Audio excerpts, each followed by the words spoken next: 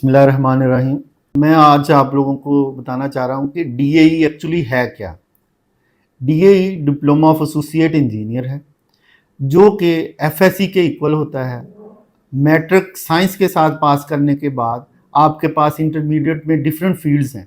या आप FA choose कर सकते हैं, या एफएससी चूज़ कर सकते हैं, या अगर आप एक एम्ड स्किल्ड एजुकेशन लेना चाह रहे हैं, तो अभी से आप अपनी एक टेक्निकल फील्ड बनाना चाहते हैं, तो फिर आप डीएई को चूज़ करते हैं। DAE diploma of associate engineering ये 3 ईयर प्रोग्राम है। इसकी रजिस्ट्रेशन अथॉरिटी जो है वो पहले टैप्टा होती थी, आजकल है Pakistan skill development authority, Punjab skill development authority. और ये 3 ईयर प्रोग्राम होता है। इसके बाद आप जॉब्स में भी जा सकते हैं, या आप बीएससी इंजीनियरिंग या बीएससी इंजीनियरिंग टेक्नोलॉजी में जा सकते हैं, या कोई भी और फील्ड आप चूज़ कर सकते हैं जो एफएससी इंजीनियरिंग की बेस पे हो। तो 3 साल प्रोग्राम के बाद आपके पास इतनी ज़्यादा वैरायटी आ जाती है, जो मेरा ख्याल किसी भी और इंटरमीडिएट के बाद, इंटर एजुकेशन के बाद आपके पास नहीं होती। लेकिन इसके साथ साथ जो बहुत ज़्यादा देखा गया है, जैसे लोकल गवर्नमेंट्स बनती हैं, जैसे म्यूनसिपल कॉरपोरेशंस हैं, जैसे डेवलपमेंट अथॉरिटीज़ हैं, फैसलाबाद में एफडीए है, जैसे कैनाल हाउसिंग सोसाइटीज़ हैं या कैनाल से है, इस तरह इन सब में बहुत जॉब्स होती हैं जो डीएई वाले बच्चे फौरी जॉब्स में जा सकते हैं। समटाइम्स ऐसा भी होता है कि आप जॉब्स नहीं लेना चाहते, तो आप फिर डिफरेंट यूनिवर्सिटीज़ में अप्लाई करके बीएससी की डिग्री ले सकते हैं, बीएससी में एडमिशन्स ले सकते हैं। और ये भी ज़रूरी है कि अगर आप इन डीएई बेस पे गल्फ़ कंट्रीज़ में या आउटसाइड पाकिस्तान कहीं भी अप्लाई करते हैं, तो आपको अच्छी रीज़नेबल सैलरी पैकेज जो है उस पर जॉब्स मिल जाएगी। पाकिस्तान में भी या अदर दैन पाकिस्तान बहुत इम्पोर्टेंस है इस डीएई की, जो मेरा ख्याल है कि बाहर सबसे ज़्यादा अगर देखा जाए कि जॉब्स वाले बंदे हैं तो वो डीएई वाले हैं। ये कह लेंगे ये डिप्लोमा शायद करते ही वो लोग थे जो बाहर जाना चाहते थे, तो ये भी गलत नहीं होगा। लेकिन अब तो रिप्लेस कर दिया इन सारी थॉट्स को, तो डीएई ज़्यादा लोग कर रहे हैं। हमें करना चाहिए, गवर्नमेंट को भी सपोर्ट करना चाहिए, हमें भी इसे चूज़ करना चाहिए, क्योंकि इसके बाद आपके पास डिफरेंट फील्ड्स हैं और सारी आपको अच्छे रोज़गार की तरफ लेके जाएंगे।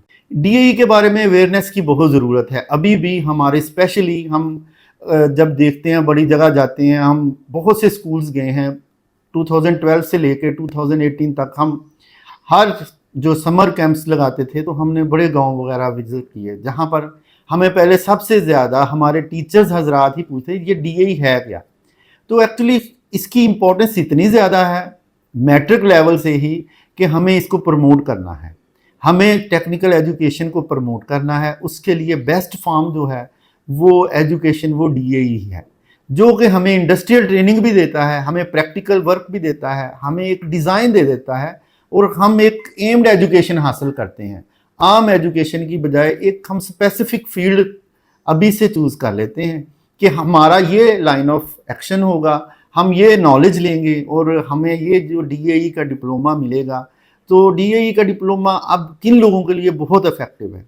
स्पेशली उन लोगों के लिए बहुत इफेक्टिव हैं जो मिडिल क्लास है, या हमारे गांव के बहुत सारे लोग हैं जो मैट्रिक के बाद उनका एम यही है कि जल्दी से जल्दी जॉब मिल जाए, हम अपना रोज़गार कमाने के काबिल हो जाए, मैं अपने घर को सपोर्ट करने लग जाऊँ। इसके लिए ज़रूरी है, बजाय इसके कि हम 6-7 साल लगा के एमए करें, एमफिल करें, आर्ट्स में कुछ भी करें, तो फिर भी हमें जॉब मिलेगी 15-20 हज़ार की, 25 की। हम क्लैरिकल टाइप छोटी मोटी जॉब मिलती है, बड़ी जॉब्स नहीं मिलती।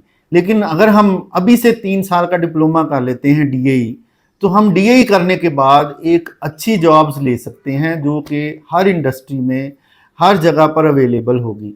कोई भी बिल्डिंग बने, कोई भी रोड्स बनेगी, कोई पावर हाउसेस बनेंगे, तो ये टेक्निकल बंदे ही होंगे जो उनको बुलाए गए। जैसे कि एक बिल्डिंग बहुत बड़ा प्लाजा बनता है, चाहे वो वर्ल्ड ट्रेड सेंटर हो या पाकिस्तान में कोई भी सेंटर बड़ा बना हो, तो सबसे पहले तो कंस्ट्रक्शन का काम होता है जो सिविल वालों ने करना होता है। हम डीएई सिविल करवाते हैं, उन्होंने अपना मैप बना दिया, बिल्डिंग्स बना दी। अब फिर काम शुरू हो जाता है कि उसको हमने इलेक्ट्रिकल वायरिंग कैसे देनी है, हमने उनको इलेक्ट्रिसिटी कैसे देनी है। फिर इलेक्ट्रिकल इंजीनियर्स आ जाते हैं। जब इलेक्ट्रिकल इंजीनियर्स सारा कर लेते हैं, फिर हमें ज़रूरत होती है कि हमने इसको किस तरह फुल चिल करना है, इसको एसी की फिटिंग कैसे, फिर HVAC वाले लोग आते हैं जो इस सारी बिल्डिंग को थ्रू आउट जो है एक प्लांट के जरिए जो है वो एसी प्रोवाइड करते हैं। इस तरह डिफरेंट फील्ड्स हैं। इसके बाद आईटी वालों का आ जाता है, वो कैमराज लगाते हैं, सिक्योरिटी करते हैं, सारा बिल्डिंग को अच्छा सा टेक्नोलॉजी अपडेट कर देते हैं। यानी डिफरेंट फील्ड है ये, एक कंस्ट्रक्शन कंपनी से लेके, एक इंडस्ट्री से लेके, एक रोड से लेके, हर जगह पर टेक्निकल एजुकेशन की ज़रूरत है। तो मेन जो वर्क है वो डीएई वाले लोग ही कर रहे हैं। किसी भी इंडस्ट्री में, किसी भी ऑर्गेनाइजेशन में जो इंजीनियर्स होंगे वो शायद 5 हों, लेकिन डीएई वाले हंड्रेड्स में होते हैं। तो हमें चाहिए कि हम मैट्रिक के फौरी बाद एक एम्ड एजुकेशन लें, स्किल्ड एजुकेशन लें, टेक्निकल एजुकेशन लें, ताकि हमें किसी के आगे नौकरी की भीख ना मांगनी पड़े, हमें खुद जाके जो ऑर्गेनाइजेशंस हैं जॉब्स दें, ना हो तो हम अपना एक छोटा सा जॉब्स का अपना छोटा बिजनेस कर सकते हैं। उसमें बहुत सी फील्ड हैं, जैसे हमने देखा है सोलर का काम बहुत ज़्यादा है, हमारे बहुत से डीई वाले बच्चे सोलर का काम कर रहे हैं, और ऐसे टेक्नोप्लेस ऐसी कुछ इंडस्ट्री है जो बहुत बड़ी बन चुकी हैं। इसी तरह यूपीएस का काम है, बहुत प्रमोट कर रहे हैं, बैटरीज का काम है, ये इलेक्ट्रिकल वाले कर रहे हैं। सिविल वालों ने कंस्ट्रक्शन कंपनीज बनाई हुई हैं, दुल्ला डेवलपर्स जैसे हैं, स्टूडेंट्स हैं। इसी तरह हर जो डेवलपर है उनके पास सिविल इंजीनियर्स अवेलेबल हैं जो उनका ये काम करते हैं। फिर इसके बाद आईटी वालों की बात है कि जो इंफॉर्मेशन टेक्नोलॉजी में हमारे पास बच्चे होते हैं। तो अब क्योंकि ये मॉडर्न दौर है तो आईटी का भी बड़ा काम है। सॉफ्टवेयर हाउसेज इतने ज़्यादा हैं कि सब बच्चे जो है उनमें काम कर सकते हैं, और इनकी जॉब्स और इनकी सैलरीज तो उन दोनों से भी आगे चली गई हैं। तो मेरा ख्याल है कि जनरल एजुकेशन को रिप्लेस करना चाहिए और बड़ा ही फोकस करना चाहिए। जिस तरह हम हेल्थ पे कंप्रोमाइज़ नहीं कर सकते, इसी तरह हमें टेक्निकल एजुकेशन पे कंप्रोमाइज़ नहीं करना चाहिए, क्योंकि इसके बगैर हम मुल्क तरक्की नहीं कर सकता। जितनी अनएम्प्लॉयमेंट है, जितनी टेररिज्म है, जितनी ये थ्रेट्स हैं, थेफ्ट है, जो भी चीज़ें, ये सारी ख़त्म हो सकती हैं अगर हर बंदे के पास रोज़गार होगा। रोज़गार के लिए टेक्निकल एजुकेशन का होना ज़रूरी है, वरना हम बंदे तो बड़े, हम मास्टर डिग्रीज़ वाले बंदे तो बड़े प्रोड्यूस करते जाएंगे, लेकिन उनके पास हुनर नहीं होगा, वो कुछ कर नहीं सकें। हुनरमंद प्रोग्राम जो है वो प्रमोट करने चाहिए। हम भी चला रहे हैं कामयाब जवान प्रोग्राम, या नेपटेक का अब आया है प्राइम मिनिस्टर प्रोग्राम, जिसके तहत हम स्किल्ड एजुकेशन दे रहे हैं। बच्चों को फ्री 3 माह का 6 माह का डिप्लोमा करवा रहे हैं, जिसके ज़रिए 6 माह 3 माह के बाद वो कम अज़ कम इतने काबिल हो जाते हैं कि वो 30-40 हज़ार अपना महाना कमा सकें।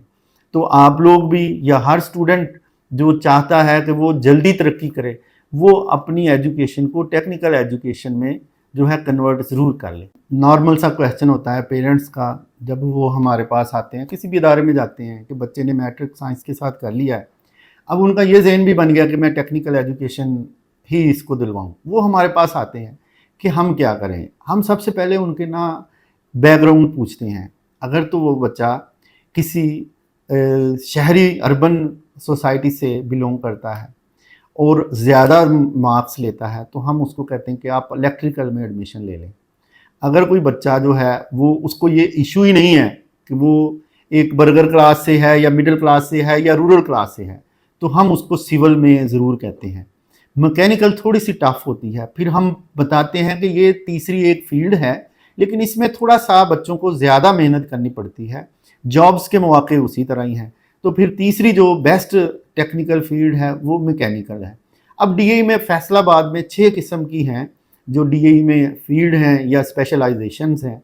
उसमें इलेक्ट्रिकल टॉप पे जा रही है, उसके बिल्कुल नंबर 2 पे लगाएं तो सिविल और मैकेनिकल है, ये दोनों एक जैसी जा रही हैं।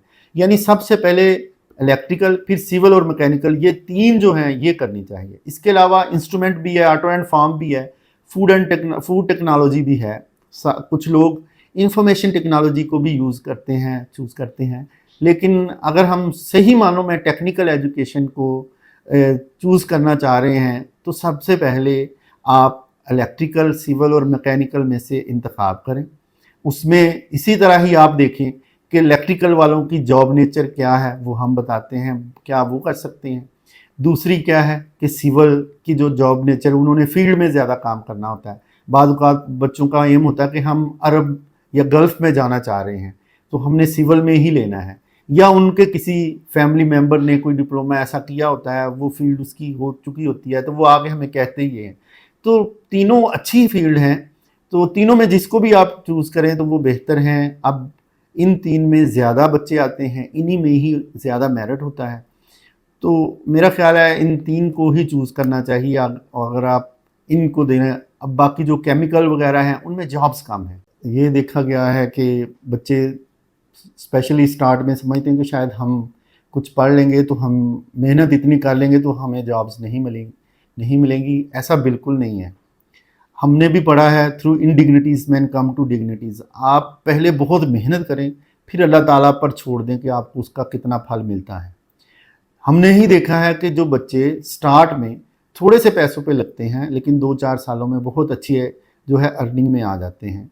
हमें सबसे ज़रूरी है कि जो ही हम अपनी एजुकेशन मुकम्मल कर लें, वो डीएई है या कोई भी एजुकेशन है, तो हम अपने माँ बाप की दुआओं के साथ मेहनत करें।